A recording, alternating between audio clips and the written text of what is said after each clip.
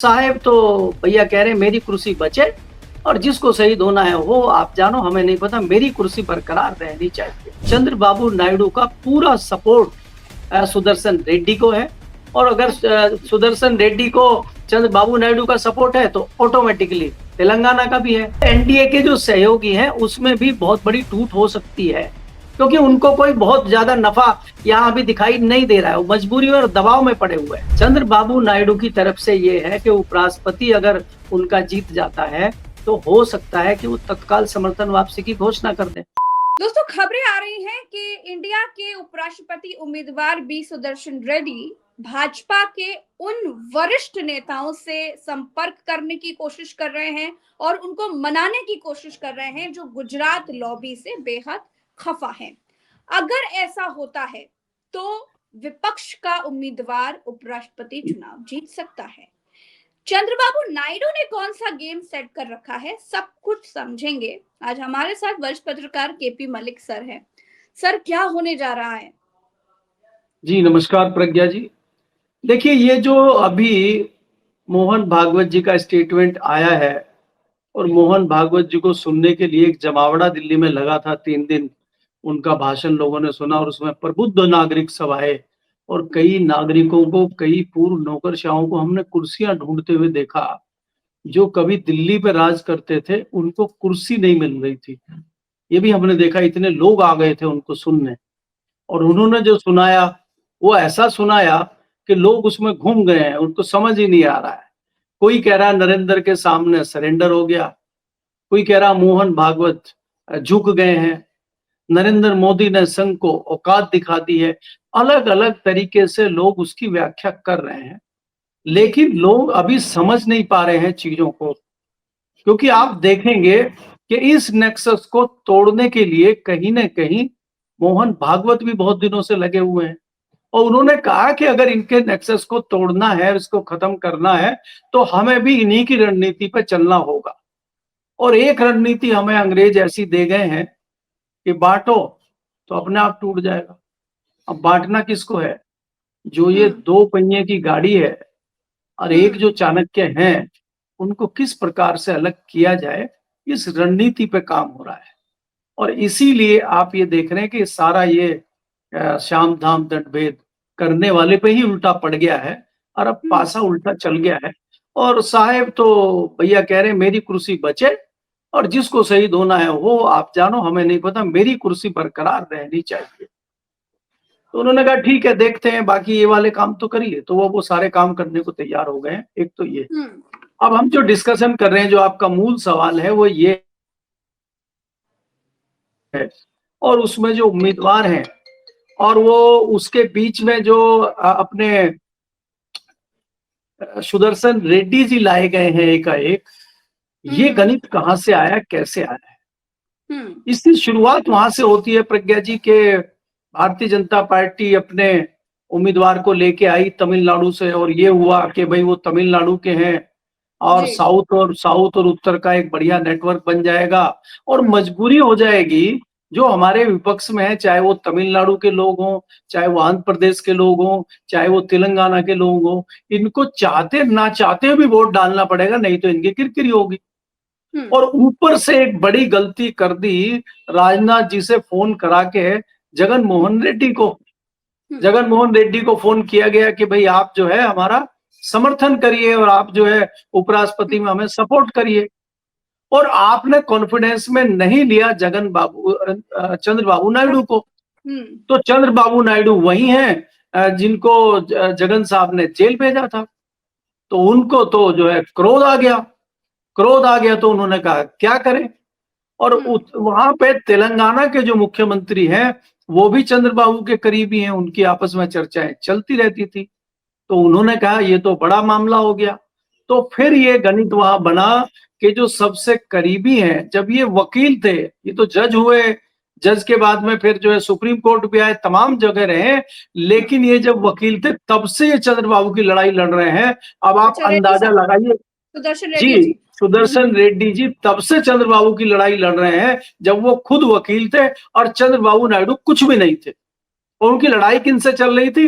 उनके जो ससुर थे टी रामाराव, और टी रामाराव ने जब ये किया कि भाई मैं अपना उत्तराधिकारी इनको नहीं करूंगा, मैं ये करूंगा वो करूंगा, तो उसमें सबसे महत्वपूर्ण भूमिका निभाने वाले अगर कोई व्यक्ति थे तो उनका नाम है सुदर्शन रेड्डी।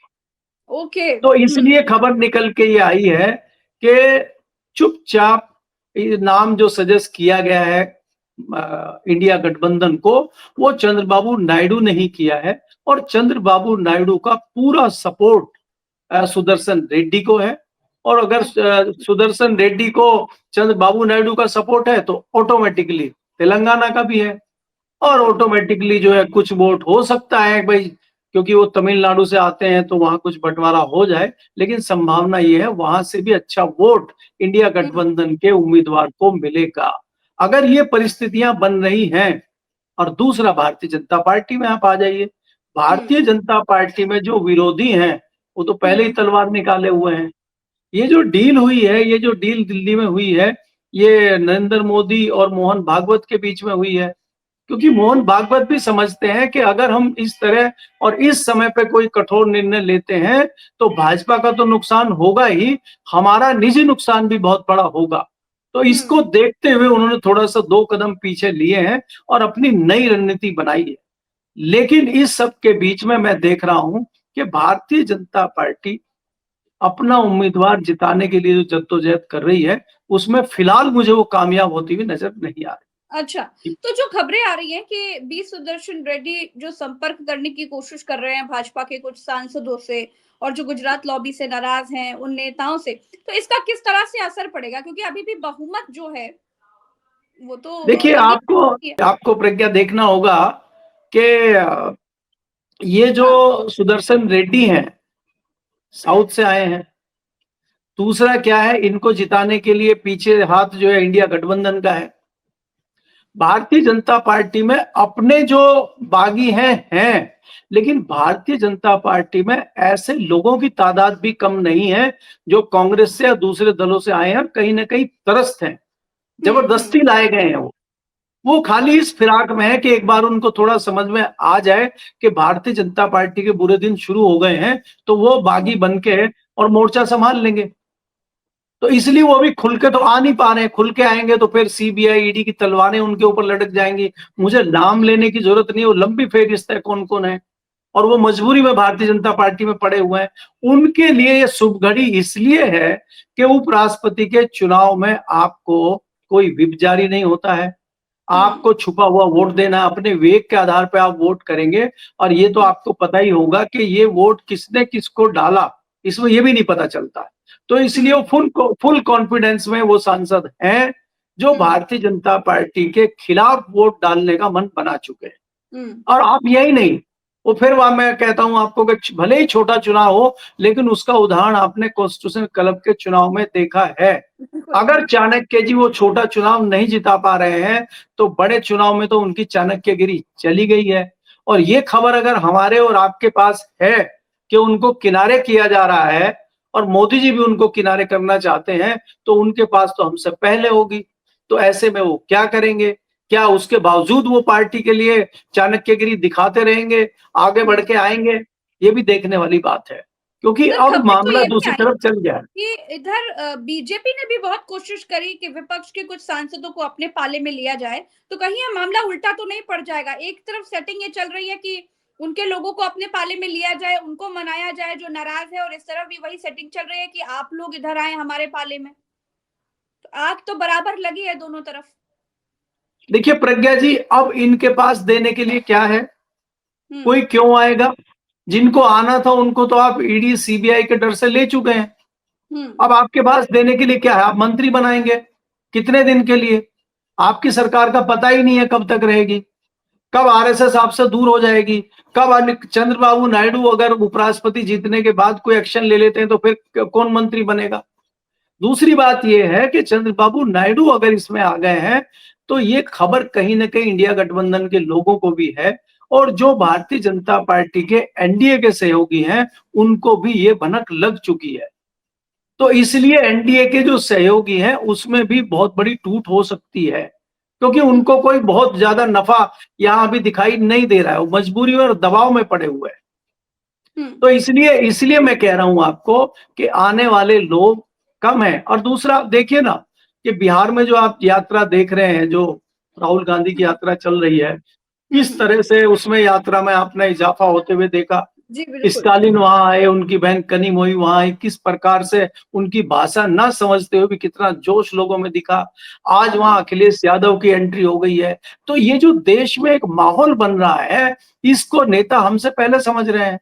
और वो जो मौसम विज्ञानी थे, राजनीतिक मौसम विज्ञानी, वो तो बिहार से ही आते थे, रामविलास पासवान और लालू यादव, और ये तमाम लोग भी कम मौसम विज्ञानी तो है नहीं।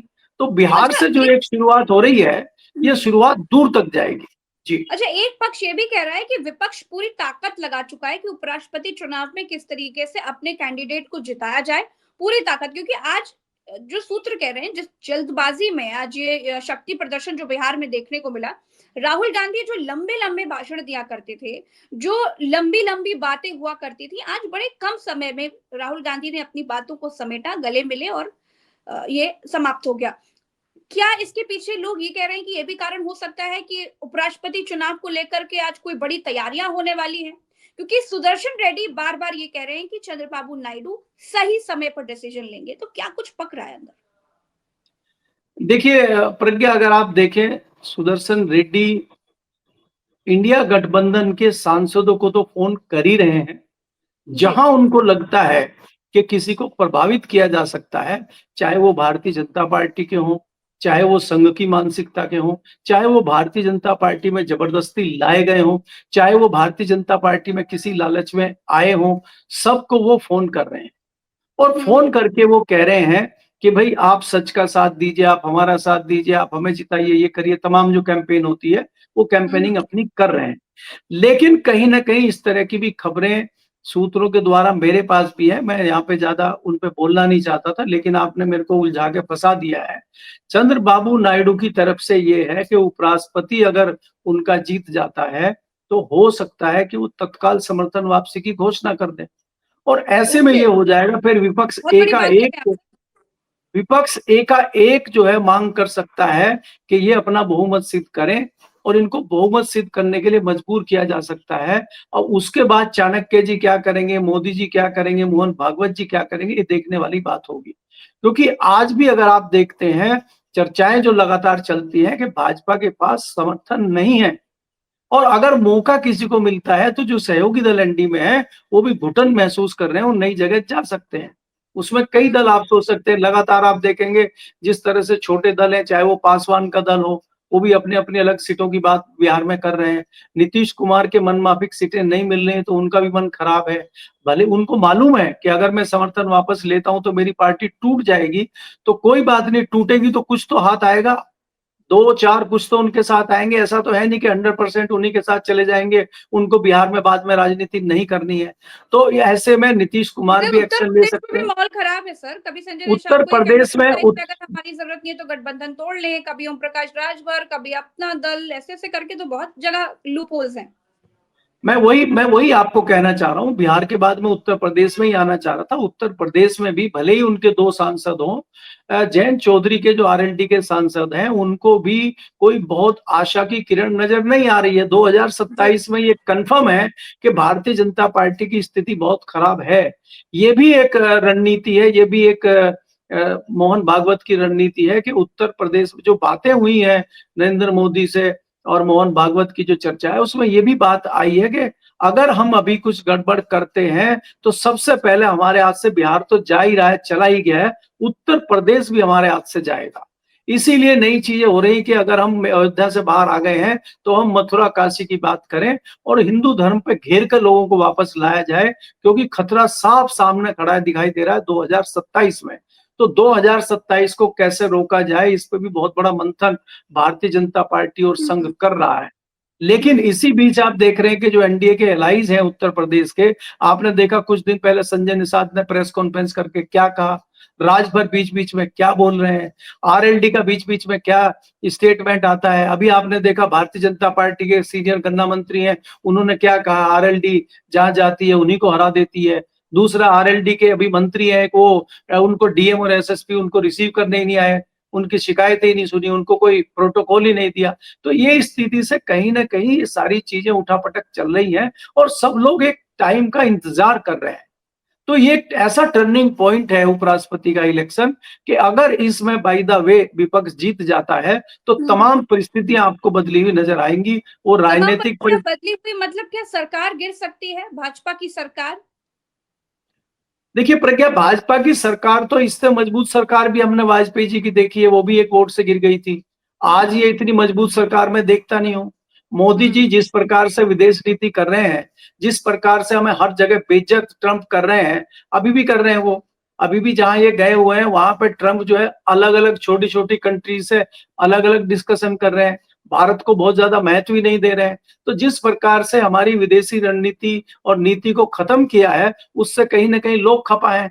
आप देखिए कितना बड़ा नुकसान कृषि क्षेत्र में किसानों को होने जा रहा है। अब आप कृषि की नीति की बात कर रहे हैं और किसान बर्बाद हो रहा है।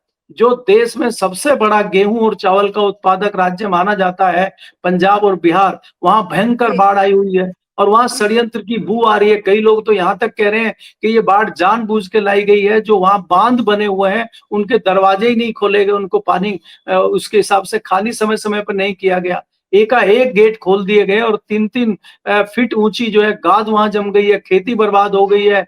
तमाम पशुधन जो पालने वाले लोग हैं, उनके पशु बह गए हैं, कितने लोगों की मृत्यु हो गई है। तो आप क्या बर्बादी कर रहे हैं, क्या कर रहे हैं? तो कहीं न कहीं जनता में एक इस तरह से इस सरकार के खिलाफ कहीं से कहीं बहुत बड़ी नाराज़गी है और दूसरा 10 साल के बाद जो 11वाँ साल चल रहा है, उसमें एंटी इन्कम्बेंसी बहुत ज़्यादा है इनके खिलाफ। तो ये तमाम चारों तरफ से घिरे हुए हैं, इसलिए लोग बदलाव चाहते हैं और बदलाव मुझे लगता है कि बिहार से ही शुरू होगा और बिहार में जिस तरह की चीजें चल रही हैं, वो शुरू होगा। और आपने जो सवाल किया कि सरकार गिर सकती है, सरकार गिरना कोई बहुत बड़ा काम नहीं है। अगर मोदी जी को ही एहसास हो जाएगा, वो खुद ही राष्ट्रपति को चिट्ठी दे देंगे कि मिड टर्म पोल कराए जाए और मिड टर्म पोल होगा, उसमें क्या परिस्थितियां होंगी आप भी जानते हैं। चुनाव आयोग को भी जब लग जाएगा कि अगर हम गड़बड़ी करेंगे तो हमारी भी पिटाई हो सकती है, तो चुनाव आयोग उस लेवल पे जाके गड़बड़ी नहीं कर सकता। और वो बड़े, मैं उनको बड़ा मौसम विज्ञानी मानता हूँ, नौकरशाहों को, क्योंकि उनको अगर ये लग गया कि अगली बार भाजपा जीत के नहीं आ रही है, तो वही जो है सारी रणनीति बताने लगेंगे विपक्ष वालों को और वही विपक्ष के सामने जाके सरेंडर हो जाएंगे, क्योंकि वो तो सरकार के नौकर हैं, वो किसी व्यक्ति के नौकर तो है नहीं।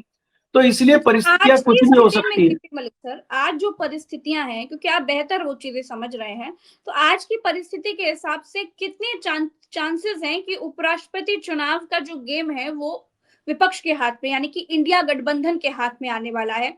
वो भी तब जब राहुल गांधी आखिरी दिन, शक्ति प्रदर्शन के आखिरी दिन बिहार में इतनी हड़बड़ी में निकल गए और सूत्र ये कह रहे हैं, तमाम लोग ये खबरें बता रहे हैं कि आज से ही उपराष्ट्रपति चुनाव को लेकर के बड़ी तैयारियों में जुट गए हैं विपक्ष के लोग।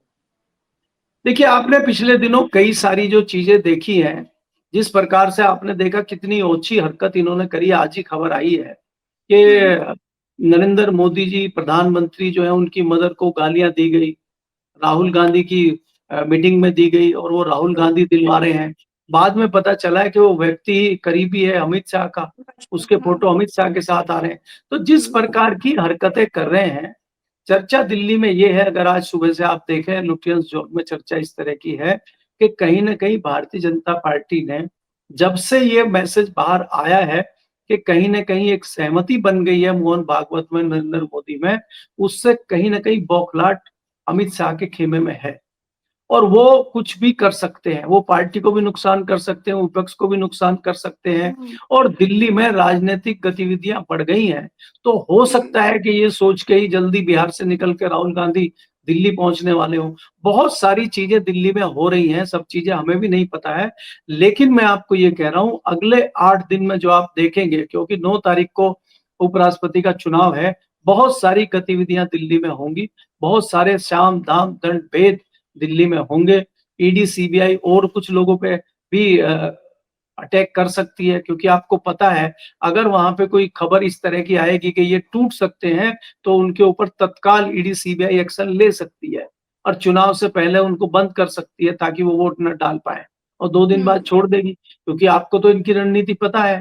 भाई केजरीवाल बड़ी दिक्कत कर रहे थे चुनाव में, बड़ा केस उनके खुल गए थे, जेल में डाल दिया था उनको। अब वो आजाद घूम रहे हैं, अब उनको जेल में नहीं डाल रहे हैं। अरे भाई अगर उनके पास सीरियस केस थे, उन्होंने गड़बड़ियाँ की थी, तो अब उनको जेल में डालिए। अब किस लिए खुला छोड़ रहे हैं? क्योंकि चुनाव खत्म हो गए, उनकी कोई ज़रूरत नहीं तो उनको छोड़ दिया। तो ये इस तरह की चीज़ें हैं और ये इस तरह की चीज़ें आपको आने वाले 1 हफ्ते में सब दिखाई देंगी और उसके बाद आप एक नतीजे पे पहुँच जाएँगे, क्या होने वाला है। जी। चलिए, बहुत-बहुत शुक्रिया केपी मलिक सर, आपने समय दिया। दर्शकों का भी बहुत-बहुत आभार। तो क्या कुछ होने जा रहा है उपराष्ट्रपति चुनाव में, किस तरह का गेम सेट किया गया है और ये गेम किस तरीके से एनडीए को नुकसान पहुंचा सकता है, हम इसी पर बात कर रहे थे। फिलहाल के लिए इतना ही। चैनल को सब्सक्राइब कीजिएगा, वीडियो को शेयर कीजिएगा और अपनी राय हमें कमेंट में बताइएगा। नमस्कार, जय हिंद।